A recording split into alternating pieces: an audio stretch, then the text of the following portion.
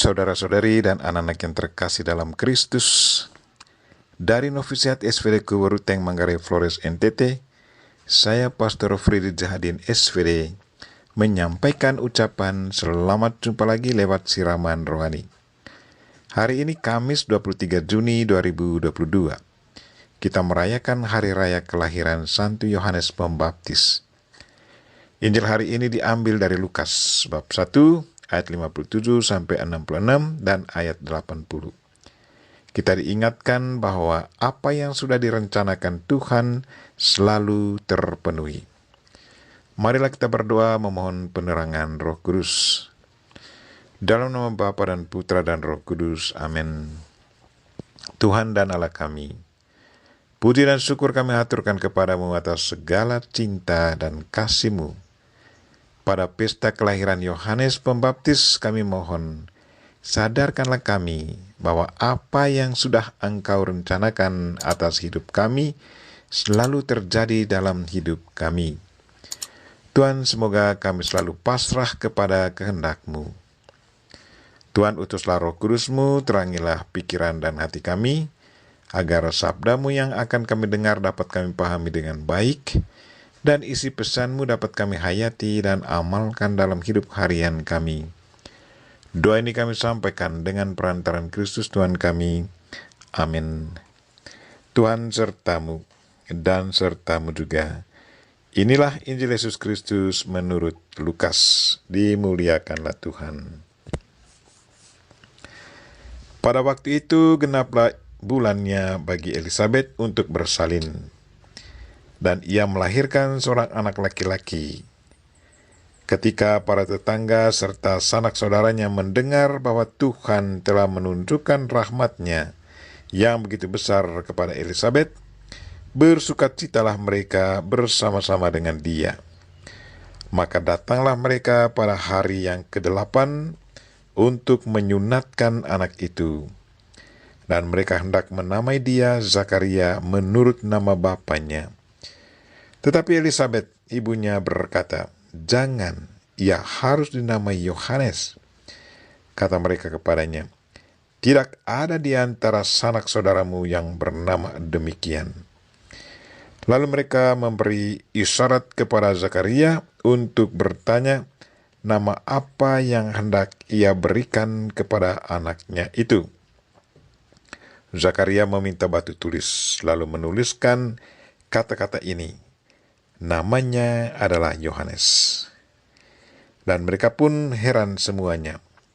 Seketika itu juga terbukalah mulut Zakaria, dan terlepaslah lidahnya.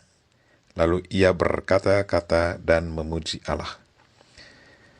Maka ketakutanlah semua orang yang tinggal di sekitarnya, dan segala peristiwa itu menjadi buah tutur di seluruh pegunungan Yudea.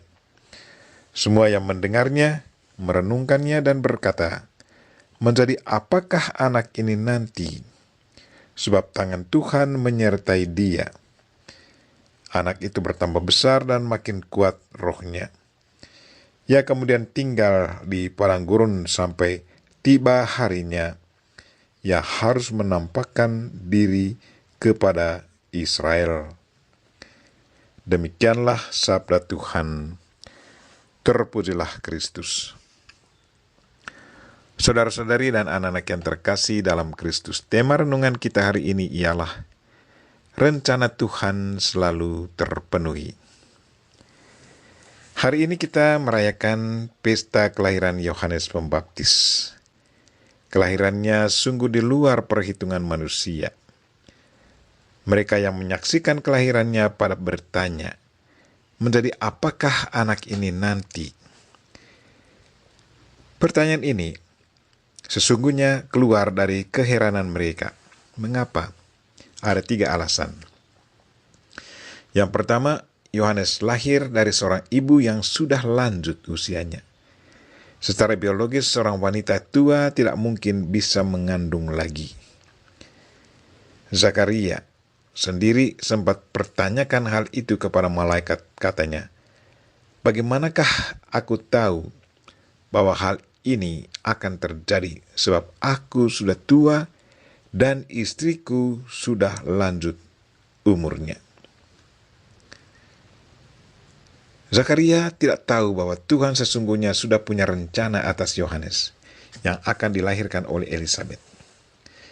Yang kedua, sejak Zakaria mendapat kabar gembira bahwa Elisabet akan mengandung dan melahirkan seorang anak laki-laki, pada saat itu juga Zakaria menjadi bisu. Mengapa Zakaria bisu? Apa hubungan antara anak yang akan dilahirkan dengan kebisuan Zakaria? Pasti ada maksud tertentu. Tetangga dan keluarga dekat Zakaria pun pada heran. Menjadi apakah anak ini nanti? Yang ketiga, sewaktu penyunatan dan memberi nama kepada bayi yang baru dilahirkan, namanya tidak mengikuti nama bapaknya, tetapi sama sekali nama baru, yaitu Yohanes. Dan yang paling mengherankan lagi adalah bahwa pada saat Zakaria membaca apa yang ditulisnya, namanya adalah Yohanes. Pada saat yang sama terbukalah mulutnya dan terlepaslah lidahnya. Semuanya hadir terheran-heran.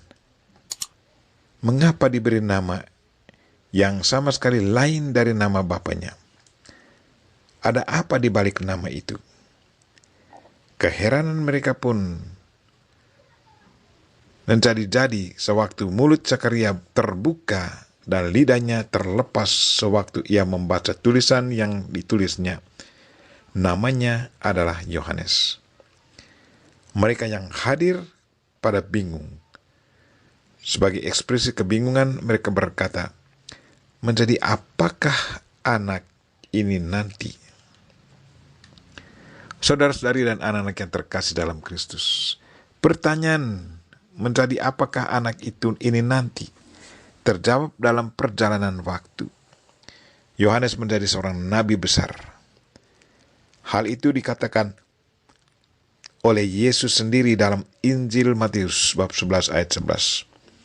Yesus berkata, di antara mereka yang dilahirkan oleh perempuan tidak pernah ada seorang yang lebih besar daripada Yohanes Pembaptis. Dia adalah nabi terakhir yang menyiapkan jalan bagi Mesias. Dialah yang menyiapkan jalan bagi Kristus, yang mengajak banyak orang untuk bertobat dan memberi diri untuk dibaptis.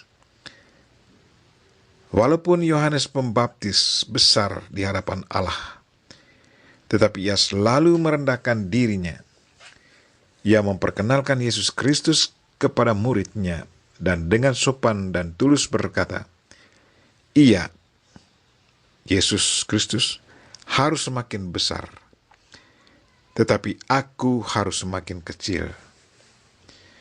Yohanes sudah direncanakan Tuhan untuk menyiapkan jalan bagi Yesus. Kehadiran Yohanes adalah pemenuhan rencana Tuhan. Saudara-saudari dan anak-anak yang terkasih dalam Kristus, kita semua dilahirkan ke dunia ini dengan satu tujuan dan maksud tertentu. Tuhan punya rencana atas kita masing-masing. Mungkin di saat kita kecil, orang tua atau kenalan kita juga sudah mengungkapkan pertanyaan yang sama. Jadi apakah anak ini nanti? Profesi yang sedang kita jalankan sekarang mungkin saja itu adalah jawaban dari pertanyaan mereka di masa kecil kita. Jadi apakah anak ini nanti? Kalau profesi yang kita miliki sekarang adalah jawaban dari pertanyaan mereka, maka ikutlah contoh hidup yang sudah ditunjukkan oleh Yohanes Pembaptis, yaitu selalu rendah hati dan fokus pada maksud dan tujuan keberadaan kita di dunia ini. Fokuslah selalu pada Dia, yaitu Tuhan sendiri yang sudah merencanakan mengapa kita ada di dunia ini. Ikutilah kehendak-Nya, tetapi bukan mengikuti kehendak kita sendiri. Mengikuti kehendak Tuhan berarti kita berjalan sesuai dengan rencana Tuhan. Tetapi kalau kita selalu mengutamakan kehendak kita sendiri, Itu berarti keberadaan kita di dunia ini sudah tidak sesuai dengan kehendak dan rencana Tuhan. Kita sudah menyimpang dari rencana Tuhan. Marilah saudara-saudari dan anak-anak yang terkasih, fokuslah selalu pada kehendak dan rencana Tuhan. Dia menciptakan kita dengan maksud dan tujuan yang sangat mulia, yaitu berguna bagi Tuhan dan sesama.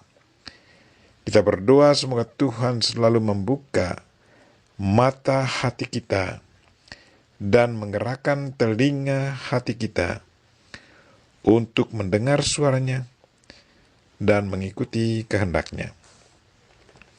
Kita mohon Santo Yohanes Pembaptis dan Bunda Maria untuk mendoakan kita.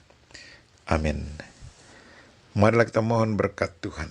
Tuhan sertamu dan sertamu juga. Semoga saudara sekalian dan mereka yang kita doakan pada hari ini, secara khusus mereka yang sakit, dan segala aktivitas kita sepanjang hari ini diberkati oleh Allah yang Maha Kuasa, Bapa dan Putra dan Roh Kudus. Amin.